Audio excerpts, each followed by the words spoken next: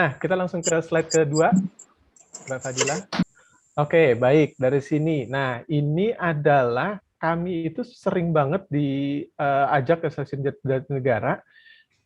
Bapak itu kerjanya sebagai pegawai sipil Angkatan Darat, yaitu mengurus tiket untuk kepergian perwira atau kebutuhan logistik lainnya. Jadi kami sering diajak ke stasiun. Karena sering diajak ke stasiun inilah kemudian saya mungkin agak senang sekali dengan miniatur, miniatur kereta api. Dan akhirnya ini miniatur kereta ini juga saya letakkan di pojok imajiner saya, di museum saya sendiri. Berikutnya, Mbak. Nah, di stasiun Jatinegara, kalau habis gajian, biasanya kami beli kaset.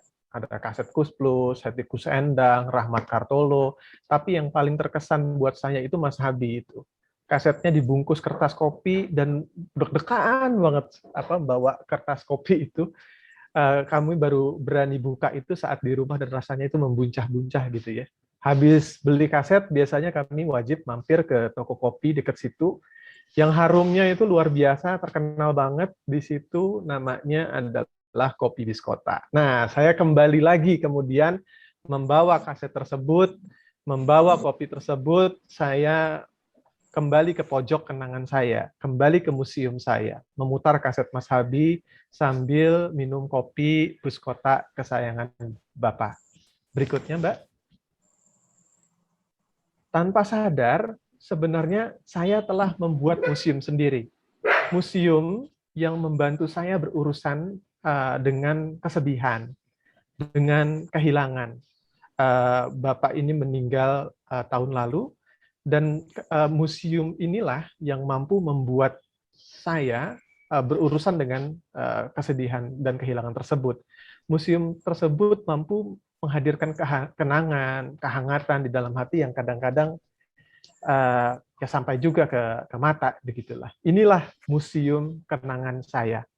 Tapi museum pribadi tentu saja amat bisa berkembang. Dari ukulele itu kita bisa menempelkan cerita sejarah musik keroncong yang dibawa pelaut Portugis ratusan tahun lalu yang akhirnya menyusup ke Batavia dan ke orang Betawi. Bagaimana keroncong diadaptasi oleh orang Betawi itu berbeda dengan keroncong yang diadaptasi di Keraton Solo, yang iramanya jauh lebih lambat, memasukkan unsur gamelan, dan seterusnya. Dari irama orkes Melayu yang dilantunkan Mas Habi misalkan, kita bisa belajar bahwa orkes ini setelah menggabungkan irama-irama rampak dari India yang disatukan dengan irama gambus dan Umi Kalthum dari Mesir. Belakangan irama orkes Melayu inilah yang dicampur dengan rock, jadilah dia dangdut.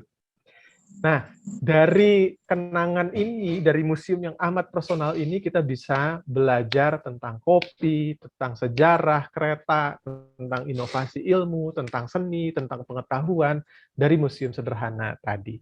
Slide berikutnya, Mbak.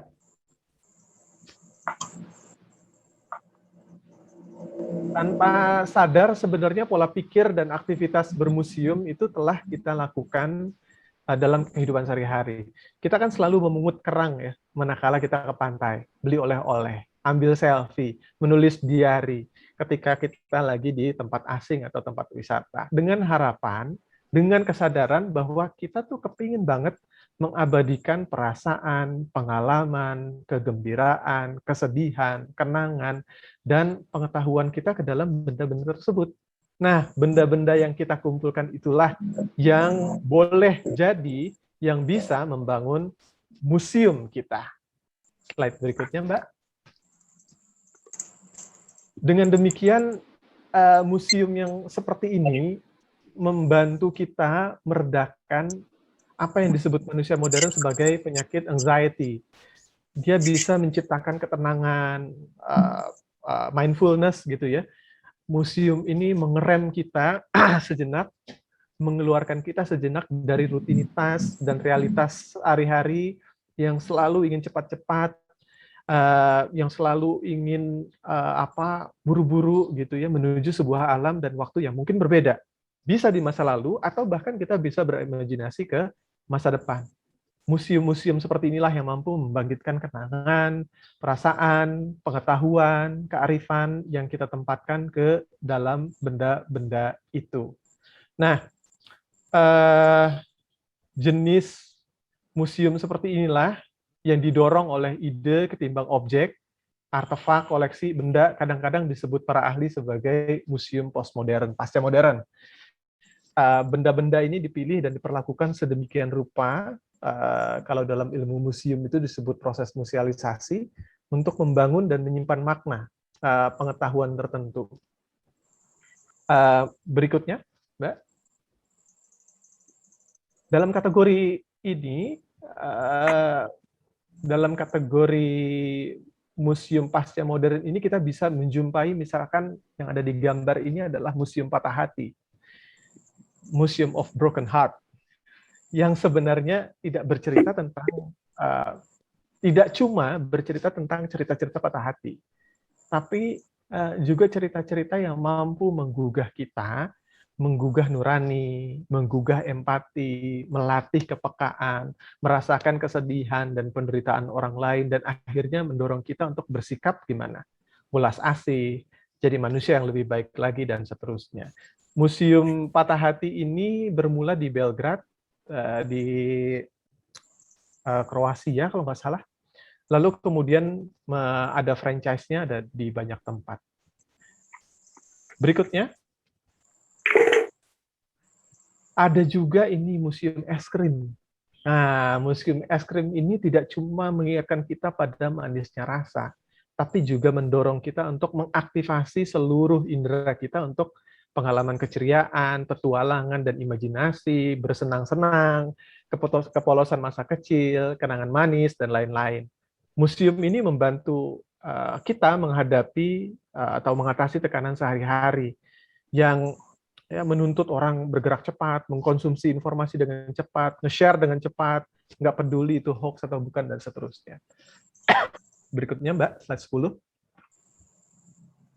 Ada juga Museum Hak Asasi Manusia atau Museum of Human Rights di Kanada. Ini yang di sebelah kiri gambarnya itu interaktif ya. Kalau kita saling mendekat, maka lingkaran-lingkaran yang ada di bawah itu akan menyatu dan akan menimbulkan warna. Dan ini menimbulkan sensasi bahwa kalau kita bergotong royong, berinteraksi, saling memahami, maka kekuatan besar dan juga sebuah kemungkinan yang baik itu akan terjadi. Slide berikutnya, Mbak. Saya ajak Anda ke lantai 5. Di sini dia sampai lantai 7 kalau nggak salah. Ada beberapa lantai. Nah, di lantai 5 ini ada kayak begini. Di sini kita nggak cuma belajar soal hak asasi manusia, tapi juga bagaimana kita bisa berpartisipasi. Di sini misalkan ada benda sehari-hari seperti handphone tuh yang bisa kita lihat. Handphone ini bisa dilihat dari dua sisi. Sisi pertama, bahwa handphone ini adalah perangkat kita mendapatkan informasi, kita bisa bersimpati, bersolidaritas, dan bikin konten yang terkait dengan hak-hak anak, misalkan hak-hak pendidikan, hak-hak bermain, hak-hak berpartisipasi, dan lain-lain gitu ya. Tapi di sisi lain, handphone ini juga di situ dijadikan pelajaran mengenai pertambangan kobalt. Kobalt ini dibutuhkan untuk baterai handphone. Kebanyakan kobalt ini ada di Kongo, dan melibatkan petambang anak dengan tingkat kerusakan yang tinggi. Berikutnya, Mbak. Di lantai ini juga ada cerita soal Malala Yousafzai, yang dia ini juga aktif membuat konten berupa tulisan di blog. Ada juga misalkan yang di sebelah kiri itu fotografer imigran yang bercerita tentang kehidupan sehari-hari imigran, yang bercerita tentang diskriminasi yang dialami oleh imigran, dan seterusnya. Berikutnya. Nah, saya merasa ke depan akan ada banyak sekali museum seperti ini. Museum-museum yang digerakkan oleh ide ketimbang benda. Ada benda-benda ini nggak terlalu penting jadi sifatnya. Ada yang mengkonvert semuanya dalam bentuk digital, ada yang bahkan menyediakan tempatnya aja, alias museum tanpa objek. Bisakah ini disebut sebagai museum? Nah, saya serahkan kepada teman-teman sendiri untuk mendefinisikan. Slide berikutnya, Mbak. Nah, museum postmodern yang saya sebut sebelumnya ini sekilas agak berbeda dengan museum-museum modern, seperti contoh-contoh di atas atau di depan ini. Museum-museum ini banyak mengandalkan keaslian objek dan biasanya menjadi instrumen atau perpanjangan dari rasionalitas dan ilmu modern. Misalkan penggunaan fosil itu dikaitkan dengan evolusi manusia. Ada fosil-fosil dinosaurus, yaitu ada pelajaran mengenai biologi. Ada juga perpanjangan ilmu biologi, sosiologi, antropologi, etnografi, dan macam-macam. Poinnya dia berusaha mengkatalogkan, memberi katalog karakter pada alam dan isinya. Penemuan-penemuan, desain, teknologi, dan seterusnya. Kalau di sini tuh museum nasional tuh, museum modern. Museum Nasional Sejarah Alam Indonesia atau Munasain di Bogor, dan juga museum-museum daerah di beberapa lokasi di Indonesia. Museum provinsi biasanya berjenis seperti itu, museum antropologis gitu ya. Tapi mesti saya ingatkan bahwa perbedaan antara kategori ini kadang-kadang kabur dan kadang-kadang tipis batasnya. Slide berikutnya, Mbak. Nah, di luar kategori dan perbedaan itu, secara hakikat sebenarnya secara sederhana pengalaman museum itu sama aja. Pengalaman museum adalah hasil dan apa yang ada tertancap dan dihasilkan di pikiran dan benak kita usai kita berinteraksi dengan benda-benda, dengan koleksi museum. Benda-benda itu bisa berupa apa saja, bisa berupa lukisan atau seni instalasi yang dipajang di galeri-galeri, atau benda tersebut bisa berupa foto, tulisan, dan arsip ya, di kantor arsip nasional misalkan, atau perpustakaan. Nah, karena itu, utamanya di Eropa, sektor museum itu biasanya digolongkan satu sektor dengan galeri, perpustakaan, dan pusat arsip. Yang makanya disebutnya sektor GLAM, atau Gallery, Library, Archive, and Museum. Nah, itu satu sektor itu sama lah kira-kira. Pengetahuan kita dibentuk oleh interaksi kita dengan benda-benda tersebut. Slide berikutnya, Mbak. Nah, pengalaman museum itu adalah pengalaman kita mendapatkan sensasi pengetahuan dan pengalaman dari interaksi kita dengan benda-benda atau stimulan. Bahkan makhluk hidup ya, nggak perlu mati, seperti taksidermi di Museum Jatim Park misalkan. Tapi misalkan bisa juga kita mendapatkan pengalaman museum dengan mengunjungi akuarium besar, atau kalau di Ancol itu ada ya, atau bahkan kebun binatang.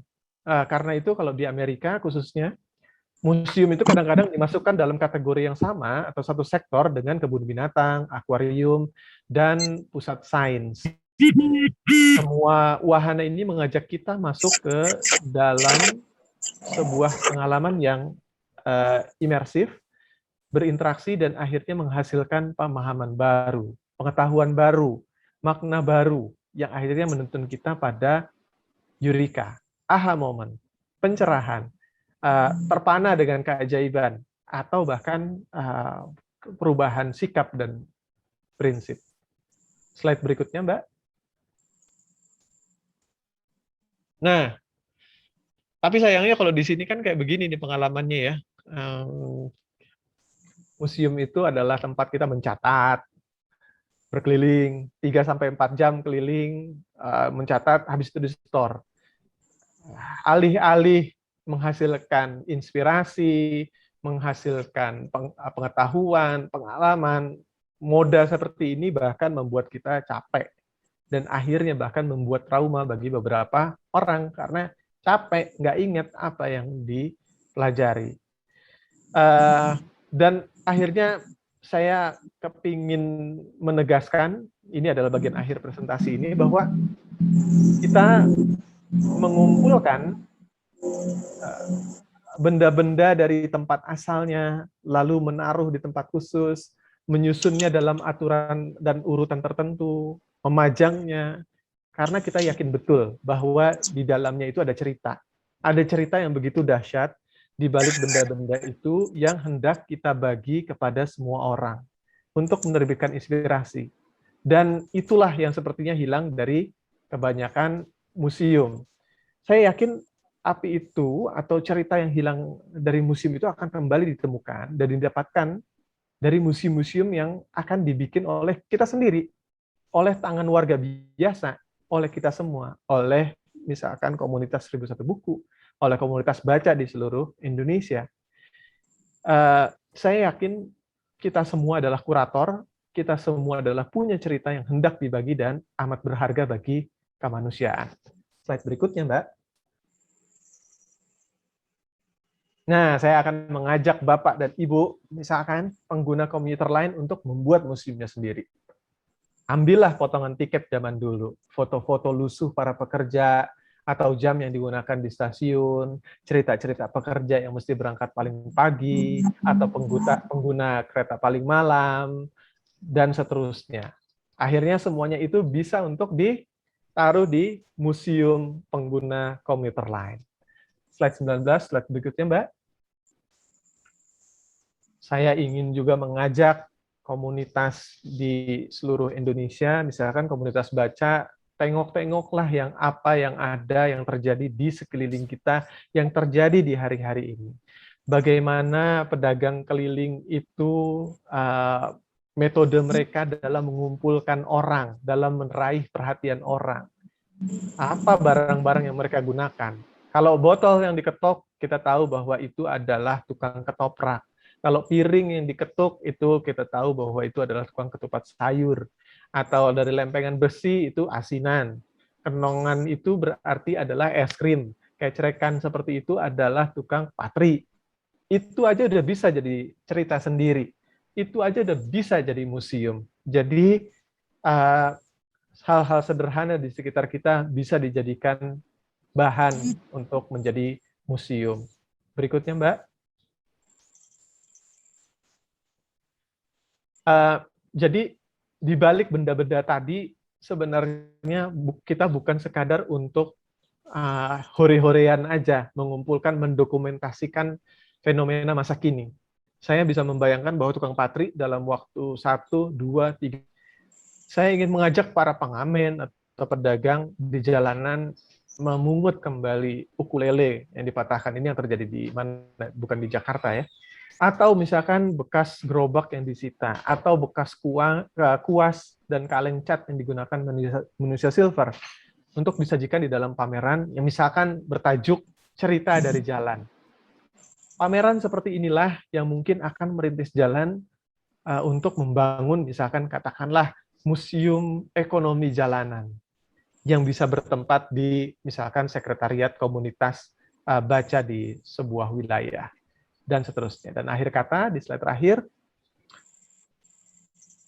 saya mengajak kita semua untuk mengkurasi, untuk mendokumentasi kehidupan yang ada di sekitar kita dan mulai membuat museum kita sendiri. Dengan bentuk yang sederhana, dengan bentuk yang bisa kita kira-kira, dengan sumber daya yang kita punya, dan seterusnya. Dan inilah yang akan menjadi semacam modal buat kita merintis museum alternatif dan museum yang lebih merepresentasikan kita sendiri. Itu saja presentasi dari saya, semoga bisa menerbitkan inspirasi, semoga habis ini kita bisa berdiskusi untuk membangun dan menemukan museum kita sendiri. Terima kasih, Kak Fadila. Oke, Kak. Nah, teman-teman, sebelum masuk ke pertanyaan, kan saya tidak mengetahui seberapa jauh teman-teman pernah berkunjung ke museum, atau teman-teman seperti yang Kak Hilman katakan tadi, memiliki sebuah benda kenangan atau berencana membuat sebuah benda dijadikan museum atau dijadikan akses untuk orang informasi apapun karena memiliki sesuatu yang berharga. Nah, karena itu saya mungkin minta tolong teman-teman untuk membuka kameranya dan kita sharing dulu masing-masing nanti ngobrol sedikit apa benda yang pernah disimpan selama ini dan apa cerita di baliknya. Terus pernah berkunjung ke museum mana yang membuat teman-teman tertarik atau menginspirasi, ya? Kita bisa ya, seperti itu ya. Dibuka semua dulu volumenya. Oke. Saya mulai dari yang sebelah saya di gambar ini, yaitu Kak Guswi. Coba Kak Guswi mungkin bisa sharing dulu sebelum kita nanti ke pertanyaan. Ya Bu, selamat sore Bu. Assalamualaikum warahmatullahi wabarakatuh. Waalaikumsalam warahmatullahi wabarakatuh. Kalau selama ini saya menyimpan buat kenangan-kenangan saya yaitu apa ya? Kendi Bu. Kendi, Bu. Ini saya punya kenang-kenangan dari teman saya dari Yogyakarta. Cuman ya masih tersimpan di tempatnya, cuman belum bisa keluar. Jadi sejarahnya itu apa ya? Waktu itu cerita masalah tentang perjalanan para wali itu Bu. Jadi dia seorang musafir, terus dia singgah di suatu tempat dia kehausan dan untuk mengenang itu dibuatlah kendi namanya Pratolo Kusumo. Nah itu nah sekarang sih ada, cuma masih simpan di kampung Bu, jadi nggak bisa saya nggak bisa saya tunjukin itu. Oh, gitu ya, Pak. Jadi intinya ya itu tadi, intinya saling tolong menolong Bu, itu ya saling inilah. Terus pengalaman Bapak pernah ke museum apa yang mungkin menginspirasi Kakak? Waktu itu ke museum Yogyakarta pernah Bu, terus di Kasepuan Solo juga udah pernah. Cuman saya nggak berani ini benda-benda gitu, nggak berani. Cuman dia seneng aja melihat gitu, cerita gitu. Terus masalah itu ini kerajaan itu kayak bendi buat kerajaan kesultanan gitu Bu. Jadi terus yang ya. terus keris, tombak, terus itu. Terus waktu itu kan ada acara kan, ini perlombaan Bu, lucu. Jadi di alun-alun gitu Bu. Kita suruh ngambil suatu barang, tapi dengan ditutup mata, lurus. Kalau emang dia niatnya benar, dia bisa sampai di pintu gerbang itu. Ternyata banyak yang nggak ini Bu, nggak bisa sampai. Tahu-tahu dia belok aja gitu, jadi nggak bisa ini. Nah, tapi kalau hatinya yang bersih, dia sampai Bu gitu. Itu banyak yang ketawa itu, banyak yang nonton itu Bu. Itulah keunikan, ya keunikan di Keraton Yogyakarta, Keraton Surakarta itu kayak gitu Bu. Betul, gitu. betul. Jadi ya kenangan saya cuma kayak gitu Bu. Oke. Terima kasih Pak sharingnya. Ya, Bu. Lanjut Assalamualaikum warahmatullahi wabarakatuh. Lanjut ke Pak Budi, silakan. Ya, selamat sore semua. Makasih Mas Hilman. Ya, ternyata ada juga yang mau mulai masak, memperhatikan hal kecil gitu ya. Ragu-ragu, jangan-jangan itu linknya waktu. Halo, suara saya terdengar?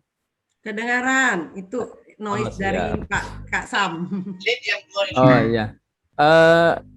Mungkin kalau saya sadar seperti Kak Ilman itu, mungkin saya juga punya banyak barang-barang saya dulu gitu ya. Cuma saya nggak sadar gitu. Jadi saya waktu itu cuma seneng aja apa-apa yang terkait dengan perjalanan saya sekolah dulu itu semua tersimpan. Bahkan tas saya yang rangsel yang model kayak tentara yang tahun berapa dulu ya, 80-an 5 itu juga masih ada itu. Itu masih saya simpan, mau dibuang sama orang tua saya nggak boleh gitu ya. Terus sekarang saya mengelola TBM ini, di desa saya itu ada satu ingatan kejadian lama gitu ya, sekitar tahun 30 berapa gitu. Namanya Sepur Tumbuk. Sepur Tumbuk itu kejadian tabrakan antara kereta api dengan kereta api. Kejadiannya itu ada di kampung saya. Kebetulan kampung saya itu dilewati jalan rel kereta api antara Magelang, Yogyakarta. Nah, itu ada namanya Sepur Tumbuk, dan itu menjadi satu ingatan ingatan bersama, ingatan masyarakat itu. Tapi nggak ada bukti. Jadi hanya menjadi cerita dari mulut ke mulut, dari mbah-mbah kita sampai sekarang itu masih ada yang masih tahu gitu ya. Tapi hanya tahu diceritai oleh orang tua. Dan dari penasaran itu saya mencari buktinya gitu. Dan ternyata saya dapat fotonya itu ada di Belanda, dan saya lewat teman itu saya dapat. Akhirnya foto itu kita dapatkan repronya, kemudian kita cetak, minta izin gitu ya. Kemudian saya pasang di taman baca saya, dan ternyata itu menjadi suatu hal luar biasa bagi anak-anak, terutama bagi masyarakat. Mereka pada datang, oh ternyata kejadiannya kayak gini tuh, kayak gini. Kami dapatkan 4 foto itu, dan luar biasa itu. Dan ternyata foto itu juga sangat bercerita itu tentang itu, termasuk dari etika foto sendiri itu. Jadi ternyata itu kalau mengfoto kejadian yang situ kejadian kecelakaan atau ada korban dan sebagainya, itu ternyata tidak sembarangan. Itu waktu kami lihat tuh kok nggak ada korbannya, nggak ada. Ternyata memang sudah dikondisikan, nggak boleh yang seperti itu. Ceritanya saya dari teman saya yang lebih memperhatikan tentang itu, ya mungkin agak beda dengan sekarang ya. Sekarang malah justru yang berdarah-darah pada difoto kayak gitu. Nah, itu. Dan juga terhadap beberapa tempat-tempat di kampung kami dulu ada stasiun dan sekarang udah nggak ada itu, dan alhamdulillah saya masih punya bekas-bekasnya, fotonya dulu itu. Dan itu menjadi satu pembelajaran bagi anak-anak. Dan ini yang sekarang yang sedang saya gali lagi itu adalah, selain kami di desa itu ada nama-nama secara administratif, itu kami juga punya sebutan-sebutan di daerah-daerah pojok-pojok kampung kami itu dengan sebutan yang tradisional. Misalnya ada satu wilayah namanya itu disebut Pandian. Itu kalau di administrasinya nggak ada, tapi kami tahu kalau di sana itu dulu orang menyebut Pandian. Ternyata di situ ada tukang pandi besi gitu ya, membuat tapal kuda, membuat benda-benda dari besi dan sebagainya. Nah, kami selidiki di situ, dan kemarin kita sempat mendapatkan batu yang untuk bekerja di situ. Kemudian masih ada sisa-sisa abu, kemudian juga ada beberapa properti di situ ya. Kebetulan masih disimpan gitu sama seseorang di situ, dan itu kami foto dan sebagainya. Memang nggak kami ambil ya, nggak boleh katanya itu. Nah, di situ.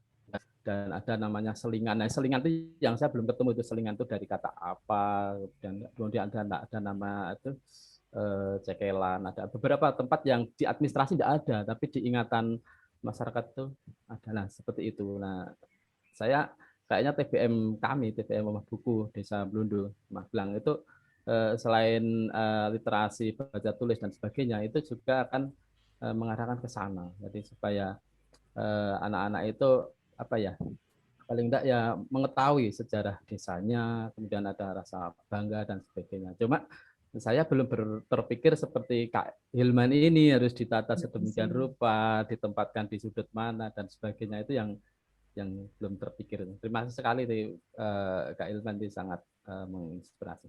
Mungkin begitu Kak Fadila. Oke, terima kasih Pak Budi. Lanjut, tadi ada yang udah tunjuk tangan, yaitu Kak Zamzam. Yang saya ceritakan tadi Kak Hilman, dia ingin membuat museum sendiri.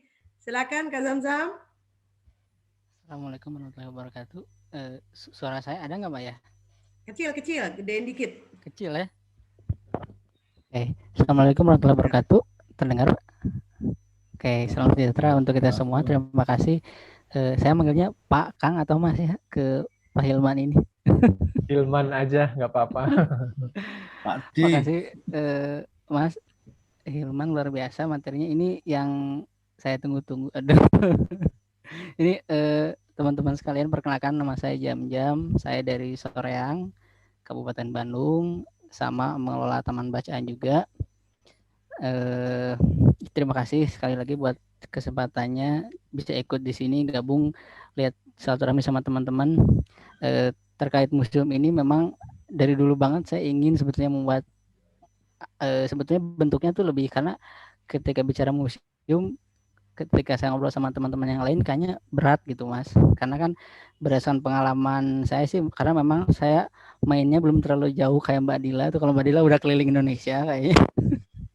Kalau saya baru sekitaran apa ya? Kalau museum yang paling jauh itu pernah ke yang museum Lagaligo itu Mbak, yang di Sulawesi kalau nggak salah ya. Itu pernah yang paling jauh itu. Tapi ketika saya masuk ya memang apa ya? Seperti tadi Mas Iman sampaikan, banyak hal yang memang bagi kita pencinta museum itu ketika masuk museum tuh wah luar biasa gitu. Cuman kalau balik lagi ke ide awal bahwa membuat museum sendiri itu, saya pikir kalau saya ingin punya seperti museum yang wah-wah itu kayaknya berat juga gitu Mas. Nah, kepikir waktu itu pengen bikin apa ya? Kalau misalkan mungkin kalau museum terkendala katanya memang harus ada apa kuratornya itu Mas ya. Tapi tadi Mas Ilman malah lebih memotivasi lagi kita semua adalah kurator katanya. itu memang apa? Memang menggugah juga gitu. Sebetulnya iya juga ya apa yang kita lalui selama ini itu bisa saja dijadikan bahan-bahan museum. Nah tadi menarik, saya ingin sedikit lagi mungkin kedepannya bisa jadi diskusi lagi karena kita di Taman Baca tadi ada sempat menyinggung semacam konsep museum ke depan yang lahir dari kreativitas segala macam itu kayak museum kata gitu mungkin Mas ya kedepannya mungkin ya. Bisa Nah seperti itu. Itu satu mungkin ya nanti mudah-mudahan bisa berkembang lagi diskusinya. Terus kedua mungkin terkait kayak kalau karena memang saya hobi juga moto Mas, memang ya banyak hal yang bisa didokumentasikan sebetulnya. Tapi tadi ketika apa ya, ketika udah didokumentasikan, terus memang kondisinya juga sekarang lagi pandemi juga, jadi kita teh antara apa ya, ya mungkin sementara kita simpan-simpan dulu gitu. Karena kalau kita pun pameran segala macam kan sekarang lagi nggak boleh juga gitu Mas berkegiatan yang sifatnya mengumpulkan orang itu tapi pada intinya terima kasih udah diundang Mas sama Mbak Fadila teman-teman semuanya, semoga sehat selalu. Itu aja sih Mbak, paling berbagi pengalamannya. Terima kasih. Oke, terima kasih. Nah sekarang dari generasi mudanya yang suka jalan nih, Kak Husnul. Coba mungkin Kak Husnul punya benda kenangan yang bisa di-share atau pengalaman pernah ke museum. Silakan Kak Husnul. Kak Fadila, maaf sebelumnya aku lagi di pinggir jalan, jadi takut ke-distract sama suara kendaraan. Oh ya. Oke. Sip. Maaf ya Kak Fadila. Aja berarti. Ya, makasih ya Kak Husnul. Kak Rian ini juga suka jalan ke beberapa lokasi yang bertema alam, mungkin punya benda-benda yang bernilai sejarah buat Kak Rian, bisa untuk memotivasi membuat museum atau pengalaman pribadi ke museum, wakil dari generasi muda. Oke, baik Kak Fadila, dan juga halo Mas Silman, salam kenal sebelumnya. Nah, mengenai museum, mungkin karena saya tinggal di Jakarta ya, mungkin banyak kayak gedung-gedung bertingkat, pembangunan gedung lama gitu, kayak Museum Kota Tua, Monumen Nasional gitu. Ini yang saya sering sih, yang dekat rumah sih, seperti kayak contohnya Museum Nasional ya, Monas gitu ya. Jadi benar yang tadi saya lihat disampaikan oleh Mas Firman, kalau kita sekolah gitu, disuruh catat dulu sama gurunya gitu. Nanti setelah selesai berkunjung, ditanya aja ini kenapa gitu. Pasti seperti itu gitu. Mungkin di zaman saya waktu sekolah dasar dulu, mungkin terkesan apa ya? Jadi siswa itu tidak bereksplorasi secara menyeluruh gitu kan. Jadi kita semacam kayak gimana ya, kayak dididik gitu. Tapi siswa ini kita tidak bisa menyampaikan aspirasi penuh gitu. Dan juga kalau kita lihat kan Monumen Nasional saat ini kan kalau saya lihat ya udah beberapa kali bolak-balik ke sana, ya itu nggak ada, mungkin ada perubahan tapi kalau saya lihat sih tidak cukup signifikan gitu perubahan gitu. Semacam kayak proklamasi, terus juga suara Bung Karno sedang proklamasi gitu ya. Mungkin kalau saya bilang sih kayak di Monumen Nasional itu yang lebih apa ya, lebih tertarik situ kayak suaranya Bung Karno gitu, merinding gitu kan di bawah itu. Cuma ya itu, kalau untuk kapasitas Monumen Nasional sendiri sih mungkin perlu ditingkatkan lah ya. Dalam arti kalau kita, misalnya kita ajak temen nih, ayo kita ke Monas gitu. Kita keliling-keliling, nah itu kan ada batasan tertentu, apalagi kalau kita naik ke atas ke ujung Monas itu kan pasti kan ada batasan tertentu ya. Kapasitasnya berapa, dan juga tutup jam berapa, nah itu mungkin harus diperluas lagi kapasitasnya. Apalagi di zaman PPKM ini mungkin pemerintah membenahi lah setelah PPKM ini Monas harus lebih baik lagi lah, kayak begitu. Mungkin yang saya sampaikan itu Mbak Fadilah dan Mas Imad, kira-kira begitu. Terima kasih.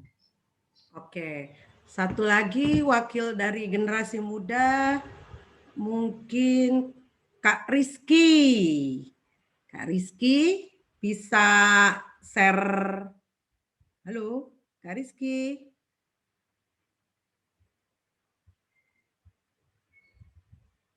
Kak Rizky? Oke, Kak Rizky mungkin agak susah ya. Kak Ririn mungkin mau berbagi pengalaman, wakil dari generasi muda, selain Kak Rian dan Kak Usnul. Tadi mahasiswanya kelempar ya, Kak Samya? Kak Nana tadi ya. Oke, Kak Ririn mungkin? 120 derajat sebelah. Masih ada Hotimatul. Ya, Kak Hotimatul mungkin bisa berbagi pengalaman, wakil dari generasi muda.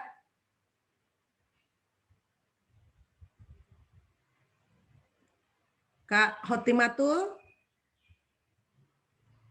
Oke, tidak ada respon. Oke, baiklah. Tadi sudah berbagi pengalaman ya dari Kak Guswi. Ini maaf saya panggil kakak semua, saya anggap aja muda semua ya. Kak Guswi, Kak Budi, Kak Zamzam ya. Mungkin saya sendiri punya pengalaman bahwa pergi ke museum itu kalau ke suatu lokasi, ke suatu daerah itu adalah merupakan tantangan. Dan orang-orang selalu bilang, ih jauh-jauh ke sini cuma mau ke museum. Pasti begitu. Saya dianggap orang aneh lah, orang nyentrik lah ya. Tapi mungkin Kak Hilman bisa dikoreksi kalau saya salah. Beberapa museum pribadi yang pernah saya kunjungi dan saya juga tahu yang sangat berkesan adalah museum di tengah kebun di daerah Kemang, itu punya pribadi dan free. Asalkan syaratnya kita registrasi dulu. Di pandemi kemarin dia sempat buka. Terus Museum Kata Andrea Hirata itu juga free di Belitung. Saya belum pernah ke sana. Museum Sisa Hartaku di Merapi, itu juga museum pribadi. Saya kurang tahu kalau Museum Bu Inggit, kayaknya punya keluarga juga deh, bukan di bawah manajemen pemerintah Kota Bandung ya, Museum Bu Inggit. Terus ada satu museum itu punya pengusaha tembakau di daerah Jawa, saya lupa persisnya. Itu dia berhasil membawa lukisan-lukisan besar dari luar negeri untuk dipajang ke situ yang hampir terjual di Balai Lelang Christie. Sama seperti dengan museum di tengah kebun. Dia menyelamatkan beberapa barang-barang dari Balai Lelang di Singapura dan di Inggris untuk dibawa kembali ke Indonesia. Ada juga museum binatang tapi sudah dibekukan, sudah menjadi hewan-hewan mati, itu di Medan. Saya sudah pernah ke sana, punya bapaknya dari artis yaitu Arlin. Kemudian ada museum yang baru di GBK, itu Museum Moja, itu museum art juga dan masuknya agak mahal, nyentrik, style anak muda banget, penuh dengan Instagramable. Kemudian ada juga museum seni di daerah Tanah Abang, saya lupa ke sana waktu ada acara Gongsi Pacoy, itu masuknya lumayan mahal, 100.000, tapi saya masuk ada acara jadi free. Itu bagus sekali dan memang terjaga karena memang museum pribadi ya. Nah, itu beberapa museum yang saya tahu. Nah, mungkin habis ini kita bisa bertanya ya. Pertanyaan saya pertama ke Kak Hilman. Misalnya nih, kita sudah membuat suatu museum. Ya, kita punya taman baca nih. Anggaplah saya pengelola taman baca. Saya punya buku seperti Pak Budi waktu itu pernah sharing, dia punya buku dari keluaran tahun 1900 berapa misalnya. Itu buku saya ingin pajang di pojok sebagai ini. Nah, terus kedua tadi seperti Pak Budi bilang, saya juga punya potongan-potongan kecelakaan spur tadi kan, kereta. Nah, yang jadi pertanyaan saya, dan mungkin pertanyaan buat Kak Zamzam juga yang ingin ditanyakan, bagaimana, oke, kita promo gampang melalui sosmed, kita dayakan sosmed Taman Baca, sosmed kita, tapi bagaimana maintenance-nya? Kita kan butuh biaya untuk maintenance. Apakah pada saat nanti pengunjung datang ada kotak kecil, kotak donasi atau apa bentuknya, atau untuk selama 6 bulan sampai 1 tahun pertama, ya udah, yang penting orang tahu dulu keberadaan kita, baru nanti setelah itu kita lakukan penggalangan atau maintenance atau bagaimana gitu loh Kak, untuk bagaimana caranya kita memaintenance dari museum pribadi kita apabila kita sudah punya. Mungkin Kak Hilman bisa terangkan? Baik, saya yang ingat langsung aja ya dari pertanyaan Kak Fadila. Kalau maintenance ini terkait dengan juga status dan sifat dari museum kita begitu. Apakah kita museumnya ingin katakanlah mencari keuntungan dalam tanda kutip begitu ya. Bukan mencari untung sebenarnya, tapi bagaimana menjaga kelestarian atau kesinambungan dari museum ini.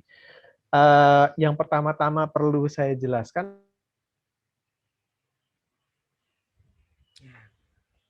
kebun selagi nih. Ya.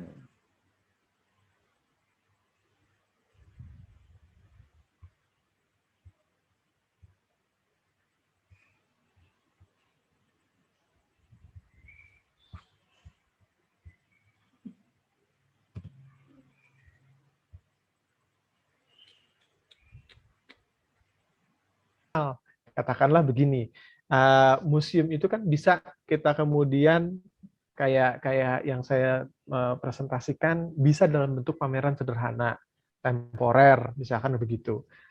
Bisa juga dia ditaruh di YouTube, bisa ditaruh di media sosial. Dengan begitu maintenance-nya tidak terlalu banyak, tidak terlalu banyak biaya gitu ya. Intinya apa? Intinya mulai aja dulu dan carilah sarana atau media yang paling minim biaya begitu. Dan itu mana lagi kalau bukan internet gitu ya. Ada wix.com, ada blogspot, ada WordPress, ada banyak sekali medium yang bisa kita pakai untuk membuat museum. Tapi saya tertarik dengan cerita Kang Mas Budi begitu, misalkan dari kereta bertumbukan itu aja kita bisa menghimpun satu cerita tentang peristiwa itu sendiri gitu ya. Cerita yang diambil dari 4 foto itu dipajang bisa diceritakan kronologisnya. Tapi bisa juga bercerita tentang apa? Inovasi kereta api. Indonesia itu termasuk salah satu yang yang paling cepat mengadopsi teknologi kereta misalkan. Bagaimana kereta di Indonesia itu beda dengan di Eropa yang kontinental gitu ya, yang flat, yang agak medannya itu, terrainnya itu nggak terlalu naik gunung, turun gunung gitu. Karena itu kita bisa bicara soal inovasi di situ. Terus tadi saya ingat ceritanya, cerita-cerita orang tua. Itu kalau orang tuanya meninggal, itu hilang tuh cerita. Karena itu apa yang bisa kita lakukan? Rekam, catat, bisa divideokan, bisa ditranskrip, bisa difoto, bisa diapain gitu. Tapi rekam dulu, pengetahuannya jangan sampai hilang. Itu yang paling utama kalau menurut saya sih. Jadi ada satu orang atau satu ini bilang kalau mau mengetahui sejarah, cara yang paling mudah itu adalah wawancara. Siapa tahu kemudian di tahun 30 itu ada neneknya yang kemudian jatuh cinta pada kakeknya gitu ya. Pada saat sepur itu lagi kecelakaan, mereka misalkan lagi nonton apa di tengah pasar misalkan kayak begitu. Pasarnya tuh kayak gimana? apa saja barang-barang yang ada di situ, apa saja jualannya, itu bisa dia masukkan ke situ. Bayangkan dari peristiwa sederhana itu, peristiwa kereta tumbukan, kita bisa bicara soal masa lalu personal beberapa orang, kita bisa bicara soal teknologi, kita bisa bicara soal inovasi, kita bisa bicara peran fotografi misalkan. Bagaimana peran fotografi menangkap sebuah peristiwa. Kita bisa bicara soal etika fotografi, misalkan nggak boleh menempatkan korban dengan menghubungkan dengan praktik jurnalisme masa kini yang ya bablas misalkan. Itu dari cerita yang sederhana. Makanya kalau menurut saya rumah-rumah baca itu adalah yang paling penting nih. Bikin dulu apa sense atau riset lah sekeliling kita. Apa potensi yang ada di situ. Rekam sebanyak-banyaknya masa kini. Karena kalau itu tidak kita rekam, maka 5, 10, 20 tahun lagi kita nggak punya catatan apapun mengenai masa sekarang. Masa lalu itu adalah masa kini. Gitu. Masa kini itu adalah masa lalu. Jadi 5 menit yang lalu itu masa lalu sebenarnya, sejarah. 5 menit lalu gitu ya. Itu yang harus dipegang benar-benar. Jangan sampai hilang. Karena itulah esensi dari museum. Bagaimana pengetahuan itu diabadikan, kearifan lokal itu diabadikan.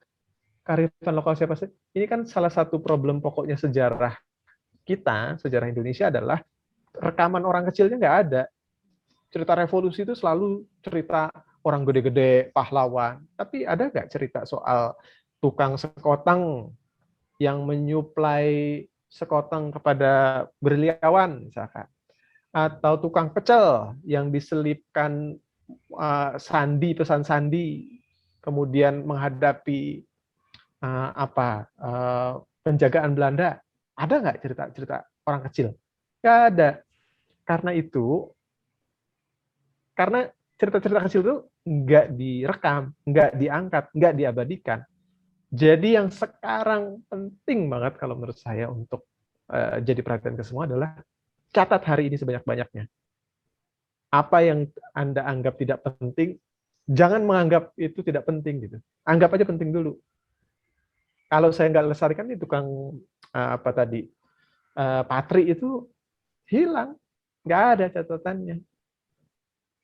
Bagaimana bentuk kecerekannya itu hilang, teknologi itu bekerja hilang.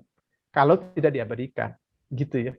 Tahun 30, sepur tumbukan, itu kalau kita cari di internet, mungkin nggak terlalu banyak. Karena itu udah, catat aja dulu. Poinnya sih kalau menurut saya, kita harus mencatat sejarah hari ini. Kita harus mencatat sejarah orang biasa. Sejarah kita, sejarah tetangga kita, nenek kita, kakek kita, semuanya ditangkap. Poinnya itu dulu, dokumentasikan aja dulu semuanya. Mediumnya apa? Kita bisa pameran sederhana. Banyak macam, banyak hal. Misalkan saya itu di daerah Matraman kehilangan cerita mengenai sebuah bioskop namanya Tawang. Nggak tahu itu ada apa enggak gitu ya. Suasananya bagaimana, dokumentasi fotonya seperti apa, film-film yang diputar, bagaimana teknologi itu bekerja, cerita bagaimana seorang ibu harus banting tulang, tapi tetap menyempatkan diri untuk membawa keluarganya ke bioskop, misalkan kayak begitu ya. Nggak ada. Jadi pesan saya sih, bikin sekarang, museumkan sekarang. Itu mungkin Mbak Fadila. Ada yang ingin bertanya? Boleh di kolom chat atau langsung angkat tangan. Silakan. Oke. Kenalan, nama saya Samsul Anwar. Mau tanya nih mengenai, kan beberapa kali udah ke Museum Nasional nih, ke Museum Gajah ya. Dari kecil sampai ke akhir mungkin 2-3 tahun lalu. Terus beberapa koleksinya itu kan nggak semua ada ya. Jadi sempat lihat beberapa kok koleksinya diganti dengan duplikat gitu, dengan duplikasi gitu. Kira-kira koleksi aslinya kemana ya? Maksudnya ditempatkan di mana? apakah itu aman, apakah masih ada, itu jadi pertanyaan juga. Terus tetap senang ke Museum Nasional karena menciptakan perjalanan sejarah sampai ke modern, jadi tetap ada transportasi di situ juga. Itu keren banget. Dimulai dengan koleksi yang begitu banyak. Itu aja sih. Terus sama ada satu museum yang senang banget datangnya waktu ke Ulen Sentalu dari Yogyakarta. Itu keren banget museumnya. Maksudnya dia punya tour guide. Kita diceritakan gitu loh. Kita diceritakan satu kisah dari awal, cerita tentang Jogja lah ya, tentang kerajaan gitu loh. Terus dengan koleksi-koleksinya, senang sih mengalami mendapatkan pengalaman tersebut waktu ke Ulen Sentalu sih. Itu aja sih. Mungkin beberapa museum butuh di-create seperti itu, karena kadang kita hanya baca tanpa kita nggak tahu kita mau tanya ke siapa gitu loh. Itu agak sulit juga ya. Dimana kita memang sih ada Google, tapi kan keabsahannya kita nggak tahu ini ceritanya benar atau enggak, kayak gitu. Mungkin itu aja sih. Baik. Makasih. Boleh saya langsung jawab, Kak Fadila? Ya, silakan Kak. Boleh. Baik, kalau di Museum Nasional saya bisa pastikan sih kalau memang lagi tidak ada koleksinya di tempatnya, itu berarti mungkin sedang dipinjam atau karena sah saja dalam dunia permusiuman itu meminjam koleksi. Museum Nasional itu misalkan pernah meminjamkan koleksi banyak betul itu ada ketika pameran Europalia di tahun 2018 kalau tidak salah, itu di Belgia. Semua itu termasuk patung-patung yang bertonton itu bisa diiniin. Lalu kemudian juga kemarin pameran di Singapura, mereka juga meminjam beberapa koleksi. Jadi Museum Nasional memang tipenya adalah museum modern ya. Dia adalah museum yang menjadi perpanjangan ilmu sejarah, ilmu antropologi, ilmu budaya begitu ya.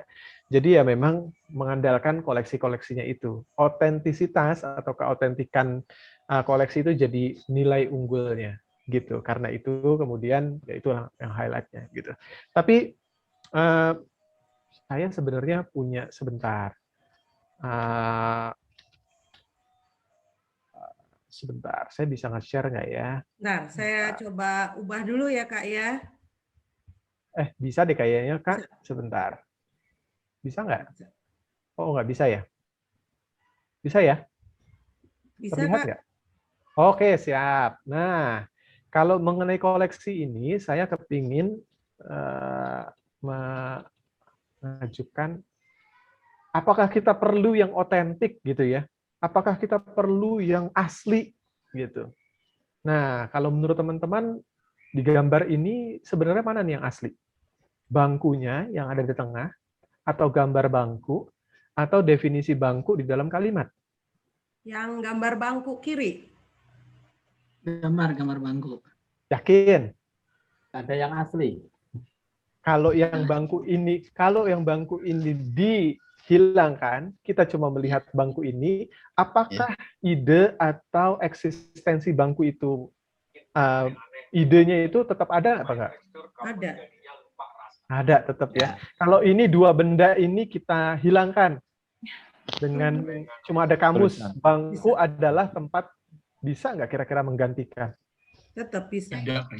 Bisa. Kira-kira kayak begitu. Kalau menurut saya, makanya kemudian kalau kehadiran saya dalam tanda kutip itu bisa digantikan oleh video yang disaksikan oleh teman-teman sekalian. Saya ngomong lagi begini-begini itu sebenarnya asli atau nyata? Yang asli itu yang dilihat oleh teman-teman atau saya yang ada di sini? Gitu, itu pertanyaan filosofis yang kemudian sering kita jadikan diskusi di kalangan permusiuman begitu ya. Boleh nggak kalau kemudian bendanya, koleksinya kita ganti dengan koleksi yang lain? Boleh. Kalau kemudian kalau kemudian bangkunya itu copot kakinya diganti dengan kayu yang lain, mengurangi otentisitasnya nggak kira-kira? Gitu lah. Poinnya kalau menurut saya adalah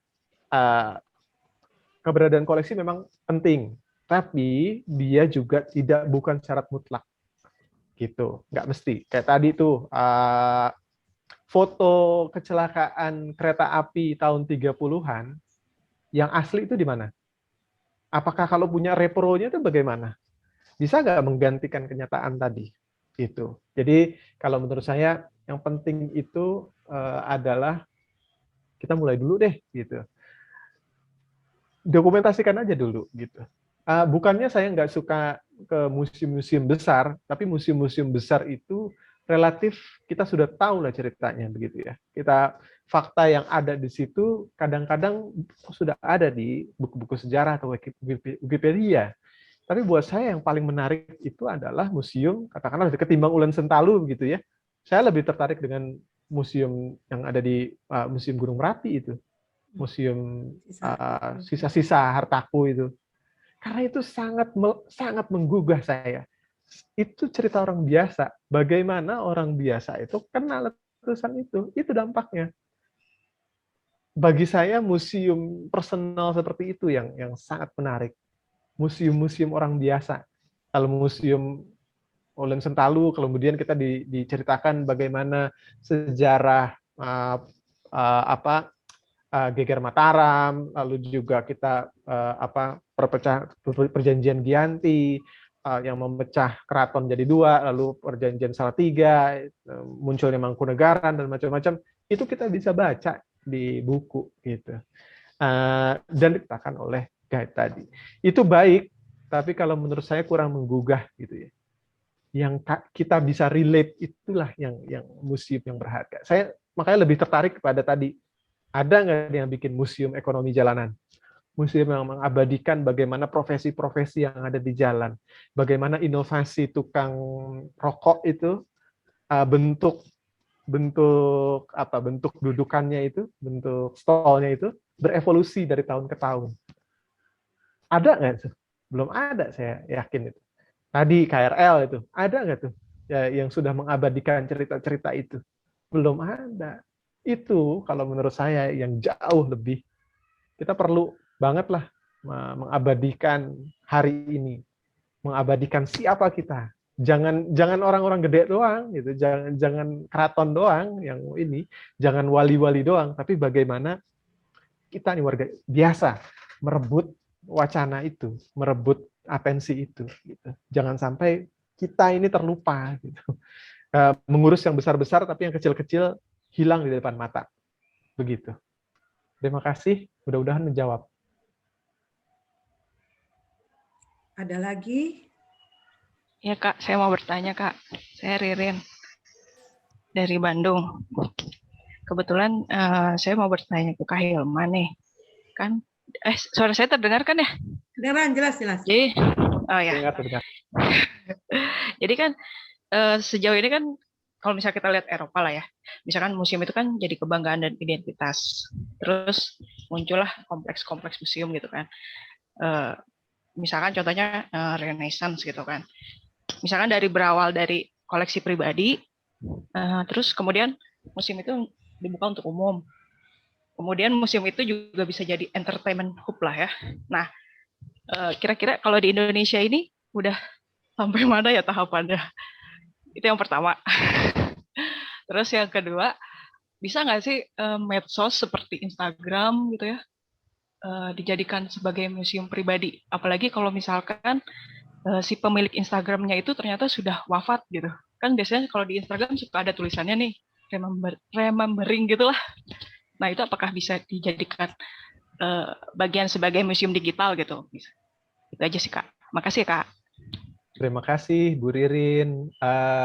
Soal Instagram dulu ya. Ya itu persis, itulah yang harus dilakukan gitu ya. Itulah calon museum kita gitu ya. Museum kita tuh bisa taruh di situ dulu gitu, gak usah mahal-mahal. Ya dicicil aja tuh Kang Budi gitu ya. Lalu Kang Jam-Jam gitu ya. Kalau memang mau mulai di Instagram dulu aja gitu. Snap foto cerita, snap foto cerita, snap foto cerita. Yang penting itu adalah terekam, terdokumentasi, jangan hilang. Jangan cuma ada berhenti di kepala gitu ya, atau diingatan orang-orang tua, karena orang-orang tua itu akan meninggal suatu saat dan pengetahuannya itu akan dibawa ke kubur. Nggak bisa kita nggak punya alat, manusia nggak dilengkapi DNA-nya untuk meneruskan ingatan itu, gitu ya. Ririn itu tadi sudah menyebut bahwa melalui Instagram aja bisa, blog post bisa juga, Facebook bisa juga. Jadi itu dulu aja kalau menurut saya. Rekamnya dibentuk digital dulu, sambil ya kita menata nantilah kalau memang ada kita berkolaborasi. Oh, ini juga penting nih kolaborasi. Saya bisa membayangkan misalkan Kang Jam-Jam dengan Kang Rian atau Mas Budi itu berkolaborasi gitu ya. Misalkan membawa pameran, misalkan pameran sepur tumbuk gitu ya. Sudah ada tuh manualnya begitu ya. Sudah ada foto-fotonya, sudah ada benda-bendanya, sudah ada teksnya, sudah ada ceritanya. Yang itu bisa dibongkar pasang. Jadi tahun pertama atau kali pertama mungkin bisa ditaruh di tempat, dipamerkan di tempat di komunitas bacanya Mas Budi begitu. Tapi habis itu selesai, dibungkus semuanya, dioper ke Kang Jam-Jam. Kang Jam-Jam, nih silakan dipamerkan. Jadi museum itu. Dan itu lalu kemudian ke Kang Rian misalkan. Di komunitas bacanya dipamerkan. Itu sirkulasi itu, sudah museum. Museum itu sudah bisa dikelilingkan. Pengetahuan itu diedarkan, didistribusikan, dipublikasikan. Jadi itu penting. Terus kalau di Indonesia bagaimana perkembangannya? Nah, museum memang kalau sejarahnya ya Cabinet of Curiosity dulu itu di zaman Renaissance.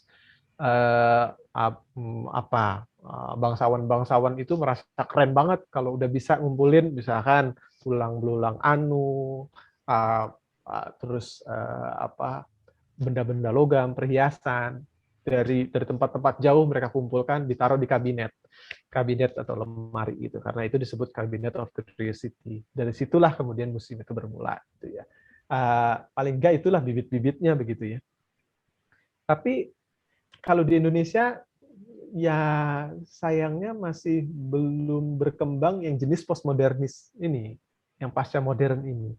Kebanyakan ya tradisional, cuma mengandalkan benda-benda, atau mengandalkan buku sejarah, memindahkan buku sejarah ke dalam museum itu biasanya paling gampang tuh. Padahal bukan itu museum. Museum itu bukan ilmu sejarah, bukan ilmu antropologi, bukan ilmu sosiologi.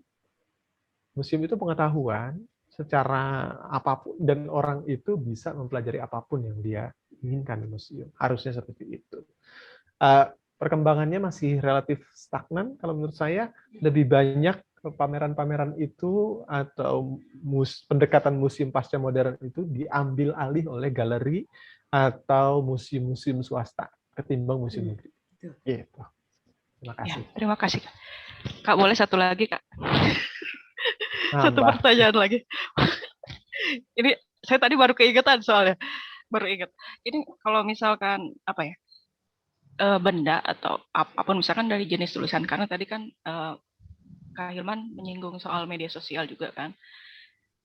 Benda atau apa yang bisa dikatakan sebagai benda museum, karena kalau di tradisi itu kan Vansina bilang itu minimal 50 tahun. Nah, kalau di museum itu bagaimana? Itu aja sih. Terima kasih. Maaf ya tambahan. Singkat aja, kalau menurut undang-undang, kalau museum maupun pemerintah ini memang agak tricky karena mereka itu benda cagar budaya minimal 50 tahun, gitu ya. Tapi kita kan bukan museum pemerintah. Kita ingin menuliskan sejarah kita sendiri. Kita ingin menuliskan sejarah kampung kita sendiri. Karena itu nggak penting usianya, usia koleksi. Seperti yang tadi, ada gambar tadi. Bangku itu yang mana yang asli sebenarnya? Idenya atau bentuknya? Gitu. Kan idenya. Gitu. Idenya itu yang harus ditangkap. Di museum itu ada yang namanya proses musealisasi. Benda itu diambil dari realitas sehari-hari, dari tempatnya berasal, lalu diangkat, dimasukkan, dianggap penting, diperlakukan sebagai benda penting. Dia dianggap mewakili zamannya, mewakili pengetahuannya, secara intrinsik juga dia mungkin indah dan seterusnya.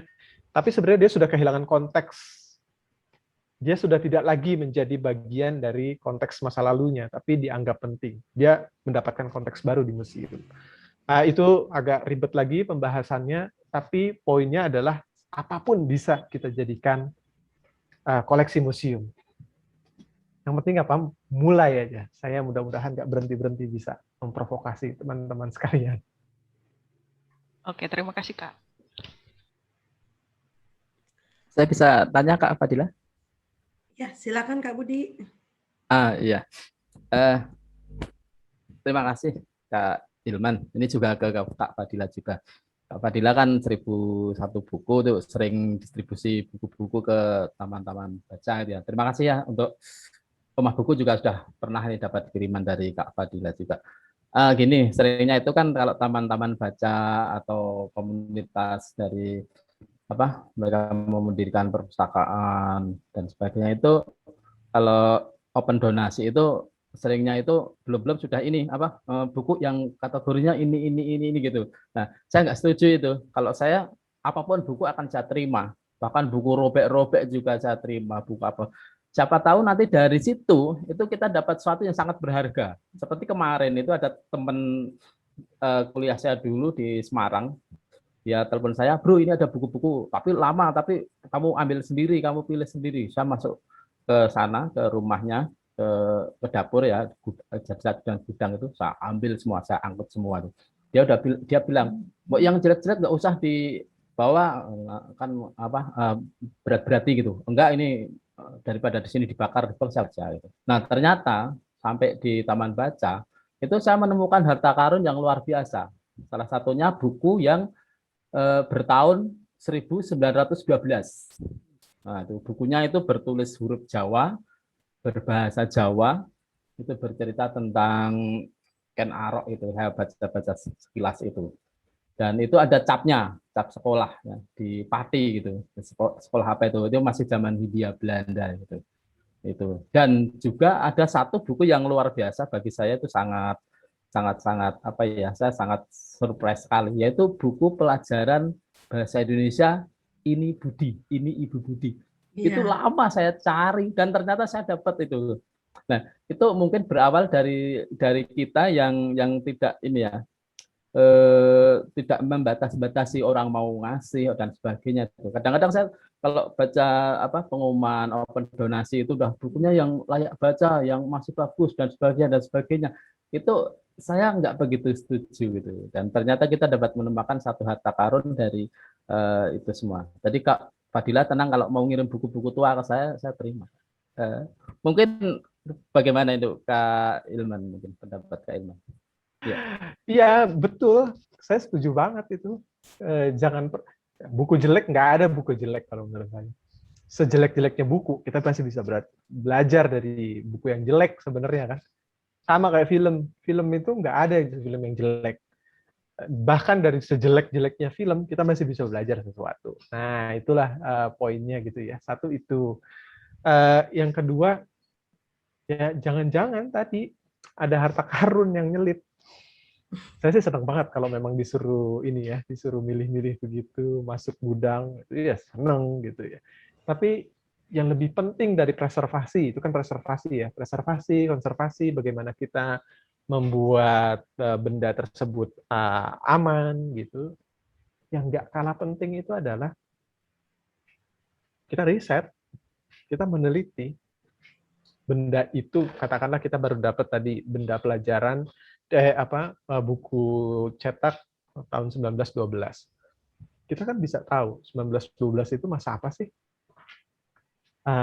Buku itu ditujukan untuk siapa, terus bagaimana pendekatannya, apa saja pilihan kata yang ada di situ. Katakanlah misalkan jongos saat itu, jongos adalah kata biasa saat itu, tapi saat ini wah kasar sekali gitu ya, dan seterusnya. Dari situ kita bisa belajar tuh stratifikasi sosial di masa kolonial. Jadi dari benda sederhana, buku rusak tadi, buku jelek tadi dari tahun 1912, itu bisa nyerempet kemana-mana, bisa jadi bahan ajar, bahan kita merefleksikan kemana-mana itu. nggak terbatas, sangat tidak terbatas. Jadi berbahagialah Mas Budi sudah bisa menemukan harta karun itu. Mudah-mudahan yang lain juga bisa.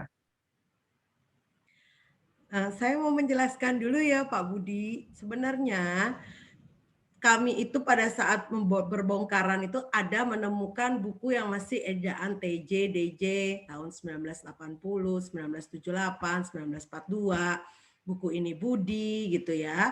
Bahkan waktu kemarin itu menemukan buku dari negara yang saya juga nggak tahu antah berantah bahasanya itu dibilang bahasa Kroasia bukan, bahasa Mongolia bukan. Sudah pernah ditanyakan ke Perpusnas, kata Perpusnas, oh kalau donasi harus ke Salemba, prosedurnya anu, kita bingung gitu. Saya sama Kak Akbar pandang-pandangan. Nah, kami bukannya nggak mau menyimpan itu semua, karena kan dulu belum kenal ya sama Pak Budi, dan rata-rata taman baca ada yang minta, Kak kalau kirim buku jangan yang tua-tua dong, 3 tahun terakhir kek, 2 tahun terakhir, dan juga keterbatasan gudang. Kan kami pindahan terus nih kontraktor, apalagi mohon maaf nih, kemarin kan dari yang hutan kayu pindah ke yang sekarang Pamulang tempatnya Kak Sam tuh agak kecil. Jadi stres juga gitu, ya Allah ini buku bagus-bagus, bahasa Belanda, bahasa aneh, Kroasia segala macam, bingung mau dikemanain. Kadang-kadang ensiklopedia yang tebal-tebal, colorful, dikasih orang duta besar dulunya dia di luar negeri, bingung gitu mau dikemanain. Tapi mungkin kalau ntar kenal Kak Hilman mau menampungnya atau mau ke Kak Budi, alhamdulillah ya kami senang sekali gitu. Nah itu salah satunya. Saya kadang-kadang teriak, wah keren gitu. Tapi teman-teman yang lain, udah nggak ada gudangnya, apaan sih tuh, nggak ngerti, udah nggak bisa dibaca gitu.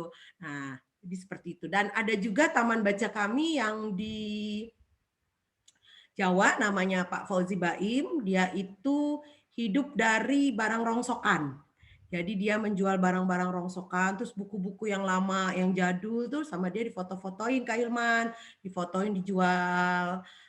Terus lemari yang tua, lemari-lemari yang jadul, dan dia benar-benar difoto waktu itu dia pergi ke suatu tempat kayak dibilang TPA, tempat pembuangan akhir bukan, kayak gudang besar, itu dia bisa ngaduk buku apapun dari situ. Dan dia banyak menemukan buku-buku harta karun yang seperti Pak Budi bilang. Nah balik lagi bahwa generasi muda sekarang banyak bukannya nggak aware juga ya, aware, tapi karena keterbatasan tempat penyimpanan, keterbatasan pengetahuan kita juga, yang jelas kita mungkin kurang menghargai sejarah bangsa. Nah ada pertanyaan buat Kak Hilman. Idealnya nih ya, kita pengen punya museum pribadi, idealnya. Dari proses kita sudah punya bahan ini, untuk launching, sampai dengan nanti kita posting di sosmed, biar nggak entar, idealnya berapa lama? Itu satu. Kedua, pertanyaan saya adalah, proses museum itu ya. Kedua, banyak sekali museum, tidak hanya museum yang besar, museum pribadi. Tidak hanya museum yang besar, tapi museum pribadi juga yang mohon maaf hanya meletakkan barang, tapi nggak dikasih tahu, nggak ada narasinya seperti kakak bilang tadi kan. Ini bangku yang sekarang, ini bangku yang narasi. Jadi kadang-kadang kita pergi ke museum yang besar atau ke museum yang kecil cuman melihat, oh gelas gitu loh. Kayak ponakan-ponakan saya selalu ngomong, ke museum males, tante ikut nggak? Kalau tante ikut saya mau. Karena tante akan menjelaskan, ini loh ceritanya. Sementara kalau kita datang sendiri, apaan yang dilihat? Cuman gelas doang. Apaan yang dilihat? Cuman lukisan. Lukisan apa? Nggak ada narasinya. Nah, pendapat kakak bagaimana dari dua pertanyaan itu? Terima kasih. Oke, baik. Kalau yang mengenai durasi sebenarnya nggak ada batasan. Kalau memang bahannya cukup gitu ya, katakanlah kita cuma punya 4 foto tadi yang misalkan stasiun kereta tumbuk itu sudah cukup kalau menurut saya untuk dijadikan museum temporer gitu ya. Tapi pastikan juga bahwa kita sudah memiliki informasi yang cukup gitu.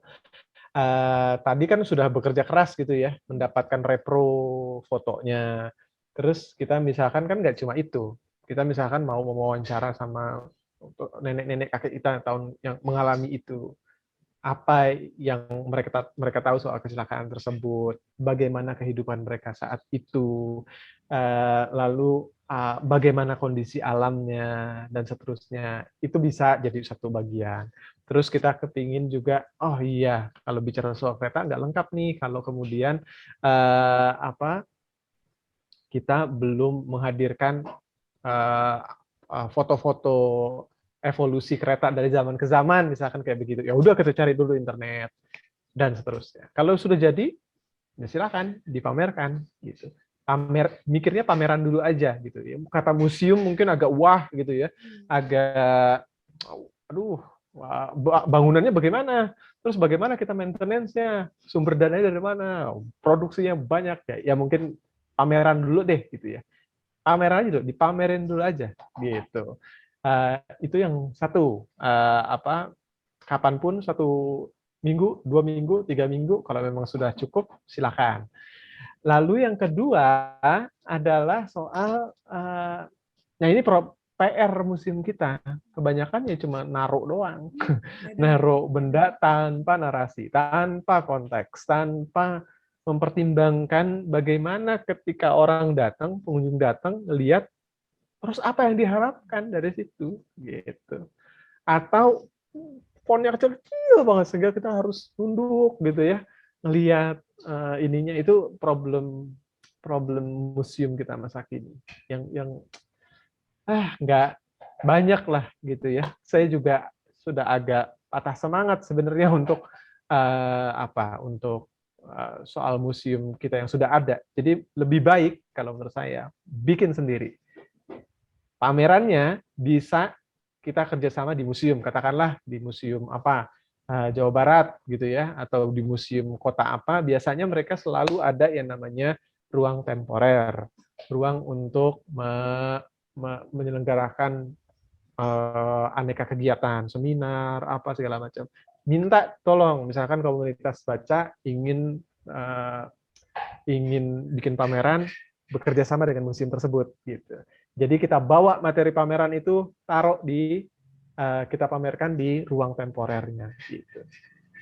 Hanya kita nih masalahnya yang bisa diharapkan. Orang biasa ini yang bisa diharapkan. Kalau menunggu perubahan dari atas, struktural dan segala macam, lama pasti. Karena itu usul saya rebut ruang-ruangnya. Jangan sampai ruang-ruang itu kosong, melompong, nganggur, nggak digunain. Jangan. Itu haknya rakyat juga, haknya kita. Kita kan bayar pajak. Dan pegawai museum, utamanya museum pemerintah, itu kan dibayar oleh pajak. Jadi kita punya hak betul di situ. Manfaatkan ruang-ruang itu. Kerjasamalah dengan museum tersebut untuk bikin museum-museum, pameran-pameran temporer. Dengan itulah kemudian kehidupan museum itu berdenyut. Gitu ya. Jadi saran saya sekali lagi, rebut ruangnya, bikin pameran. Ayo bikin pameran, dokumentasi, semuanya bikin pameran, dokumentasi, bikin pameran, dan seterusnya. Mudah-mudahan berdenyut, mudah-mudahan sejarah orang biasa itu terekam akhirnya. Terima kasih. Ada lagi yang ingin bertanya?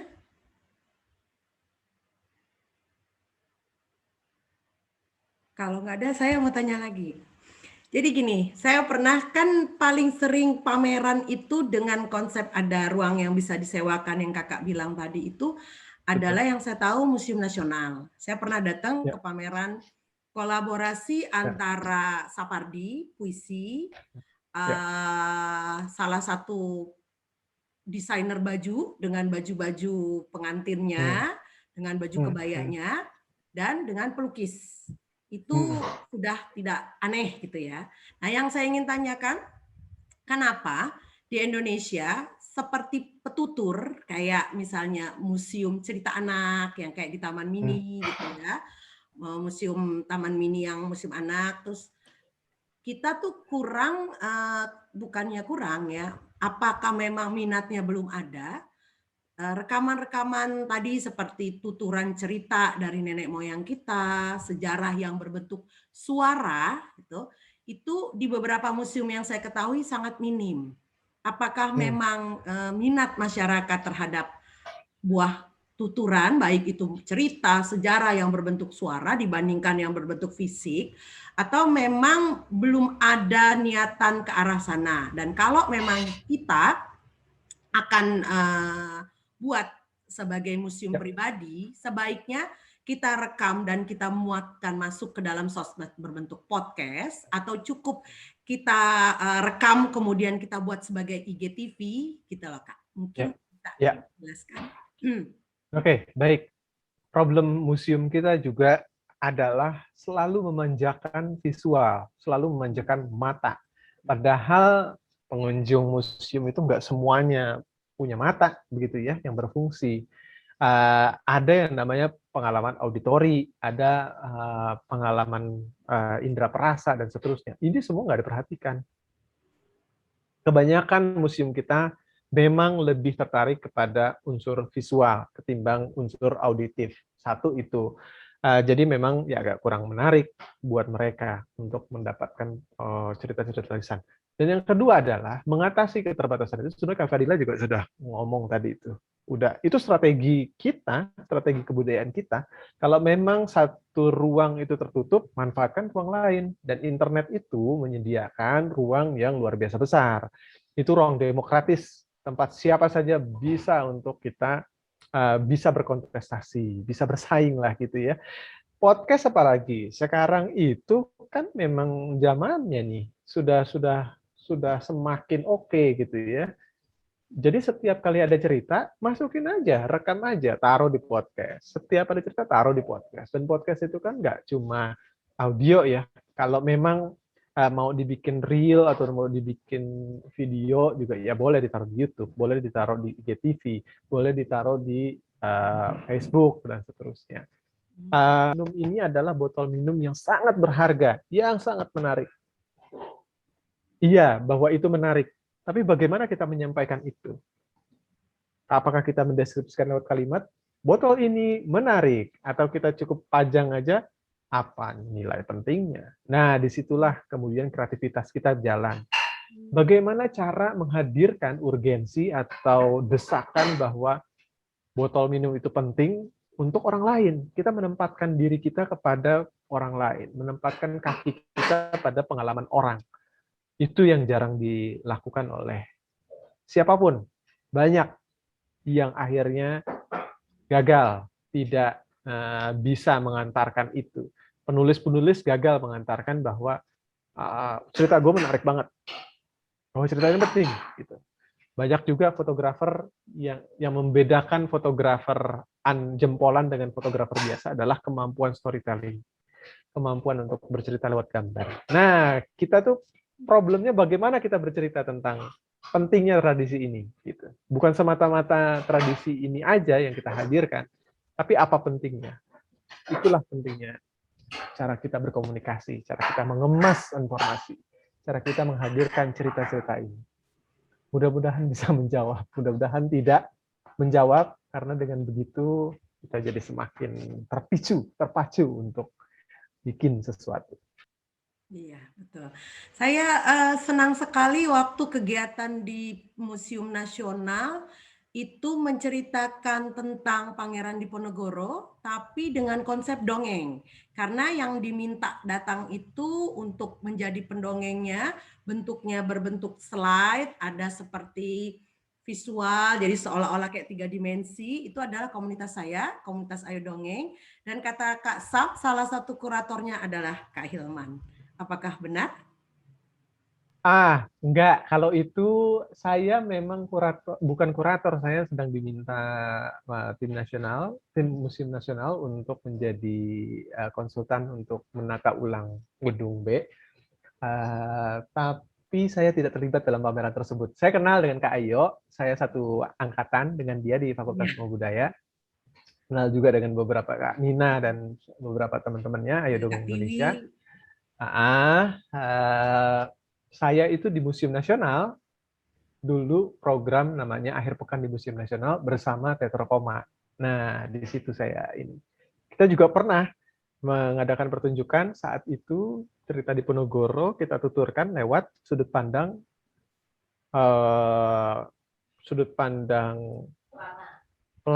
kuda. Jadi kudanya Pangeran Diponegoro ini kita andaikan bisa bercerita, gitu. Dari situlah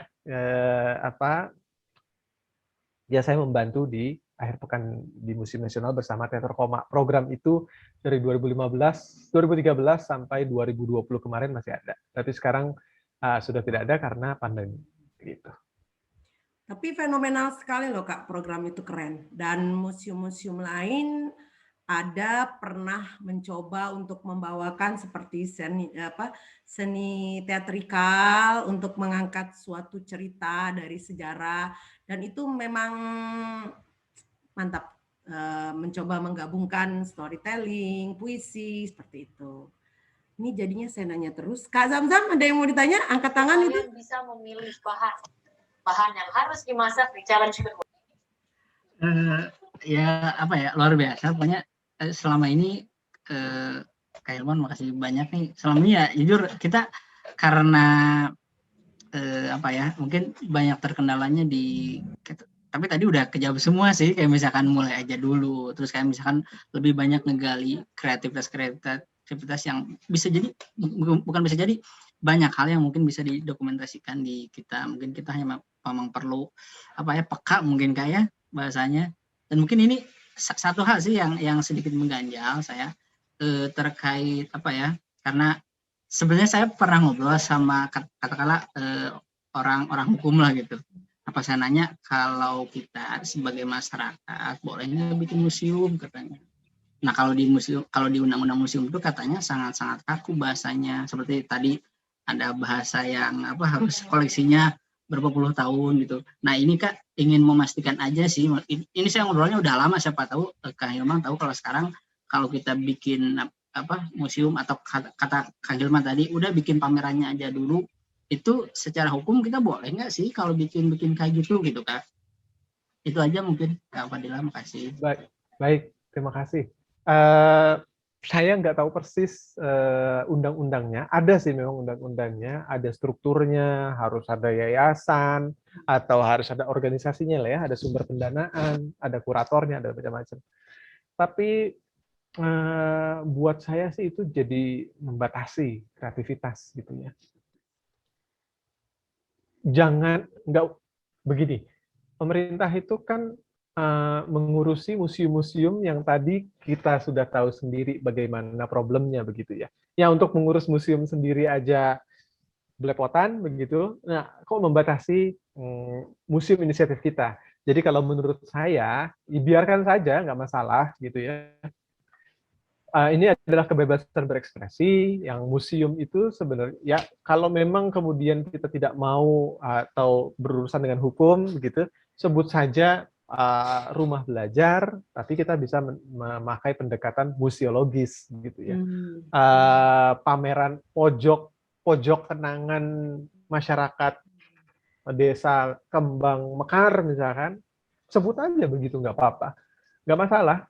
Yang penting ada dulu, nanti kalau kemudian kita ingin menjadikan pojok tersebut menjadi museum, barulah. Itu kan ya berarti harus ada koleksinya sudah bagus, narasinya sudah bagus, pengunjungnya sudah tetap, organisasinya juga sudah oke, begitu. Dengan demikian barulah kita mengajukan diri untuk menjadi museum. Tapi harap diingat juga, kalau kita kemudian ingin mengurus status kita sebagai museum, apa benefitnya buat kita? Jangan sampai usaha kita demikian keras, tapi in return kita nggak dapat apa-apa juga gitu. Jadi kalau menurut saya sih biarkan saja undang-undang tersebut, bagaimana peraturan tersebut itu mengikat, karena toh sebenarnya nggak ada, menurut saya nggak ada sanksinya sih. Kalau kita mau menyebut pojok kenangan Desa Sukamulya itu sebagai museum, nggak ada sanksinya juga gitu. Kecuali kalau kita mau mengurus, akhirnya ditetapkan jadi museum, dan dengan itu dapat, misalkan katakanlah insentif dari pemerintah, beda halnya kalau begitu. Kalau mendapatkan insentif harus jadi museum, ya kita harus mengurus itu, harus memenuhi syarat-syaratnya. Tapi lagi-lagi itu bakal lama dan apa yang ada di depan mata jadi hilang. Tapi saya setuju sekali kata-katanya itu, peka. Kepekaan itu yang jadi kuncinya. Kita peka nggak merasakan sesuatu yang ada di sekitar kita? Peka nggak bahwa setiap nyawa manusia, setiap manusia itu punya cerita? Gitu. Peka nggak? Itu yang harus digali, dihadirkan. Menghubungkan itu dengan situasi masa kini, menghubungkan itu dengan audiens, dan seterusnya. Terima kasih. Mungkin saya sedikit Kak Ilman. Boleh? Silahkan Kak Budi. Iya, saya jadi ingat beberapa waktu lalu saya sempat ikut satu webinar gitu ya dengan Balai Arkeologi Jogja, Balar Jogja. Nah, sekarang mereka itu sudah menerobos bekerja sama dengan beberapa SMA di yang saya tahu itu di satu Kebumen, kemudian satu lagi di Jombang, kemudian satu lagi di Rintis mau di Klaten. Itu Balai Arkeologi itu memfasilitasi sekolah-sekolah itu untuk membuat pojok arkeologi. Jadi di Kebumen itu terkenal dengan benda-benda purbakala di daerah Walet dan sebagainya. Kemudian juga perjuangan-perjuangan era Mataram dan sebagainya. Itu dimunculkan di SMA itu dan menjadi pojok arkeologi. Karena Balar ya namanya arkeologi. Mungkin lain lagi kalau nanti yang akan menggandeng itu dari museum ya. Mungkin museum, pojok museum atau apa gitu. Nah, dengan mengadopsi itu kita taman baca ya, khususnya karena kita taman baca, ya kita buat sendiri aja. Kalau nggak ada yang gandeng ya nggak apa-apa, kita buat sendiri. Dan saya setuju sekali dengan Kak Ilman, kita pakai nama sendiri aja. Iya. Cerita apa ya, kenangan desa apa dan sebagainya. Oke, menginspirasi sekali dan sangat mungkin nanti ke sananya kita menggandeng mungkin ya nggak harus badan yang besar atau museum, mungkin dinas dan sebagainya. Itu saya kira ke depan mungkin bisa ini untuk mengedukasi tentang kesadaran sejarah di masyarakat akar rumput mungkin begitu ya. Terima kasih Kak Ilman. Terima kasih Kak Budi. Sedikit boleh? Silakan Kang Jam-Jam. Ya ini karena ini Pak Budi sempat nyinggung kereta sih, kayaknya tiap daerah punya kenangan tentang kereta ya. Kalau kebetulan di kami ada dulu Ciwidey Bandung itu cukup fenomenal juga waktu, karena itu dibuatnya zaman Belanda, cuman sekarang tuh udah lama banget udah nggak diaktifkan. Kalau setahu saya di kisah yang ada tuh nama keretanya tuh si Gomber. Itu tuh katanya dulu memang dipakai buat ngangkut semacam hasil bumi kayak gitu. Cuman itu juga sih berkembang ceritanya. Karena katanya kalau misalkan hasil bumi doang sih, kenapa sih Belanda harus bikin infrastruktur yang wah gitu, kereta dari Ciwidey ke Bandung.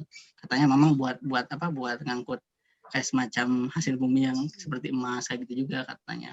Nah, waktu tahun berapa tuh kenapa akhirnya dihentikan tuh karena memang sempat kecelakaan katanya.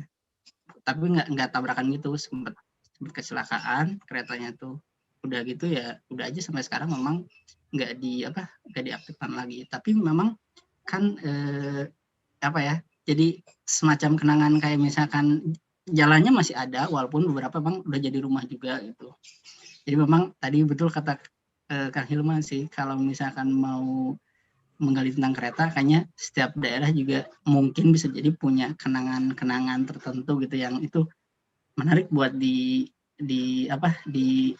dikisahkan gitu. Ketika nanti saya juga tadi ternyata 9.30 baru tahu ada kejadian kecelakaan yang coba disampaikan. Itu makasih Kak Fadila, Kang Hilman, Pak Budi. Masih ada lagi yang mau bertanya pada narasumber kita yang hebat ini? Mudah-mudahan saya nanti habis ini keluaran dari webinar ini, Kang Jam-Jam sama Mas Budi ini bisa kolaborasi nih, bikin pameran. Saya sih senang banget tuh kalau memang bisa gitu ya. Sama saya nanti ya. Oh boleh pasti. Boleh, silakan.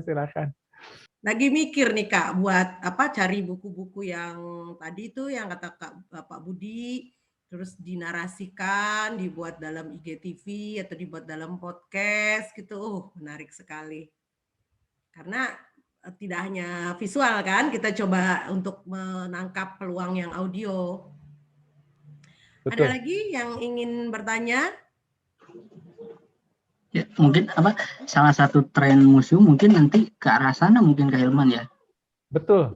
Betul. Karena dengan adanya kondisi pandemi gini kan justru dengan Iya. dengan museum itu ada di internet lebih mudah orang akses segala macam. Betul. Gitu ya. Ini semua museum sedang berlomba-lomba untuk menjadi digital. Jadi nggak usah berkecil hati kita. Bikin aja dulu. Kita harus bikin kompetisi aja yang nggak apa-apa. Kalau yang saya tahu di Perancis pada saat kita masuk bukan di Musée Louvre tapi di Museum Art Kontemporer itu begitu kita masuk mau menuju lukisan Mona Lisa, mereka tidak hanya dibuka gitu istilahnya lukisannya, tapi ada seperti kayak announcer Mona Lisa lukisan lahir dibuat oleh di tahun ini. Nah, jadi senang gitu kita setiap kali kita masuk ke dalam satu lukisan, satu koleksi, ada info baik itu berupa mungkin suara atau ada sedikit narasi. Jadi bukan hanya melihat koleksi, hanya benda mati yang tidak menarik seperti itu. Oke, ada lagi mungkin Karian? Generasi muda. Oh. Mungkin kalau saya tidak sih di zaman sekarang ya, apalagi pandemi kan belum pasti sampai kapan tuh ya Kak ya. Mungkin benar kata Kak Hilman tadi, mungkin kita melalui digitalisasi gitu. Karena kita sendiri kemana-mana juga tidak buka gitu museum. Nah mungkin ada tips nggak Kak? Maksudnya kan kita kan sebagai generasi muda ini tidak bisa kemana-mana nih berkunjung ke tempat wisata, ke museum gitu. Nah sekarang kan mungkin dari pihak instansi baik museum atau mungkin lembaga kayak Perpusnas itu kan sekarang udah by digital. Nah itu kira-kira seperti apa tuh kan nanti ke depannya? Kira-kira begitu di zaman pandemi inilah kira-kira gitu kan. Kalau mereka sih sekarang lagi kebingungan pasti tidak ada yang siap untuk menghadapi pandemi ini, dan celakanya buat beberapa sektor termasuk museum tidak siap dengan dunia digital. Yang siap dengan dunia digital itu adalah online shop gitu ya. Lalu UKM itu jauh lebih siap menghadapi pandemi ketimbang museum. Jadi museum sekarang lagi bikin konten digital dan seterusnya. Satu itu. Dan yang kedua adalah apa yang ini ya, dari saya sih stop konsumsi. Begini, kita kan selama ini mengkonsumsi informasi dari Twitter, dari Facebook, dan macam-macam gitu ya. Tiba saatnya buat kita sedikit aja ngerem konsumsi informasi, konsumsi apapun gitu ya. Dikit aja direm gitu ya. Dan mulai bicara sama teman-teman seide, secita-cita yang punya passion yang sama gitu ya. Mulai kolaborasi dan akhirnya bikin produksi. Gitu. 2 kata kunci, kolaborasi dan produksi. Udah itu aja. Kolaborasi, produksi. Tadi misalkan dari rumah baca, ayo kita bikin webinar seperti ini. Ini kan webinar dalam tanda kutip murah ya. Nggak perlu sewa tempat, nggak perlu nyediain konsumsi dan macam-macam. Tapi ada pengetahuan yang dihasilkan, pengetahuan baru yang dihasilkan.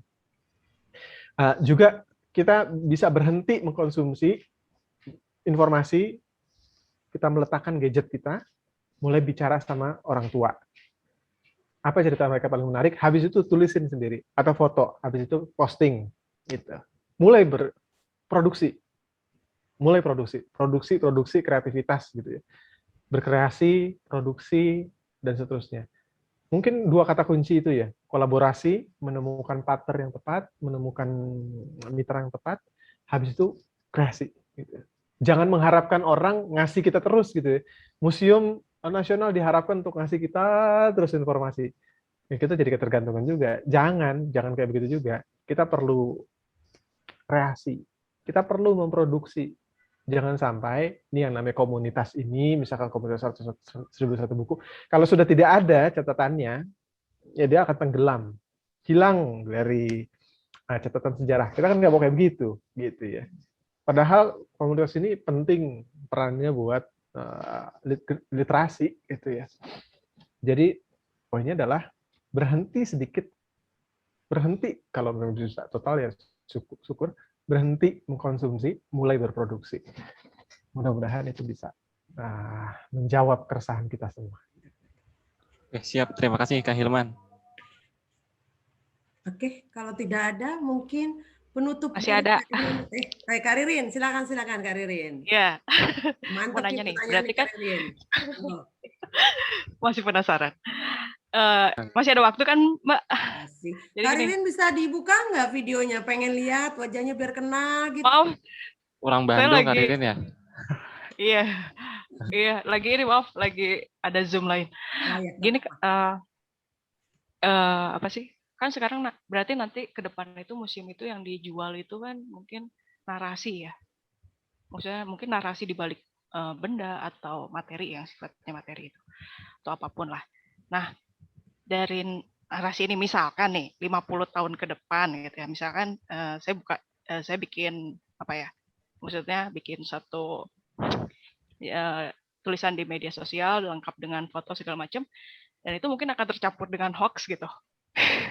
Bisa aja kan, maksudnya ada bumbu-bumbunya gitu di balik maksudnya ada fakta terus kita bumbui dengan apa ya, maksudnya dengan apa ya, mungkin yang non faktanya lah gitu kan.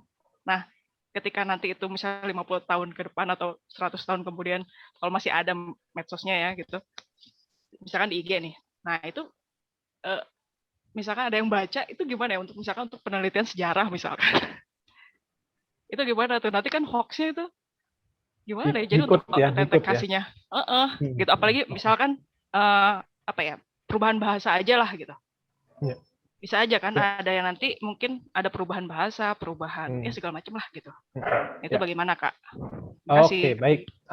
Ringkasnya adalah kalau itu dijadikan dokumen untuk penelitian, sudah pasti para penelitinya juga punya metode tertentu, metode ilmiah.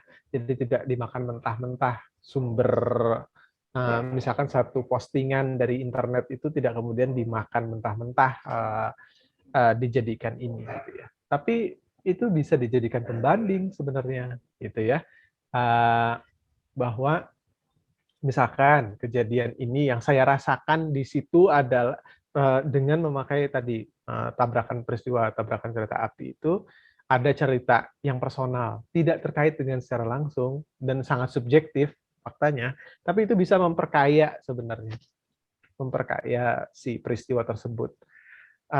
Bagaimana fakta itu bisa kita pilih-pilih, ya tugasnya kurator atau tugasnya peneliti sebenarnya untuk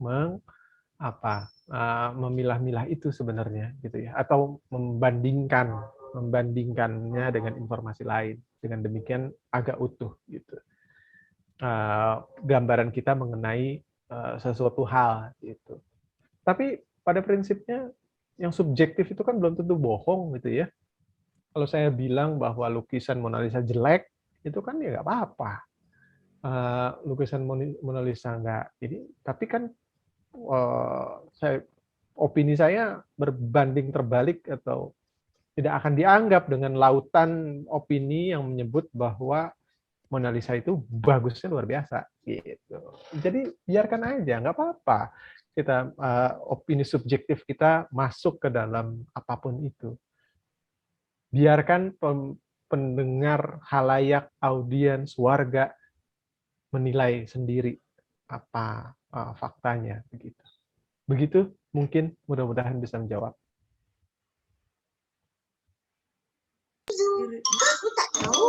Kak Ririn sudah. Itulah cuan. Cikgu dah suruh simpan terus. Benda penting jangan buat main.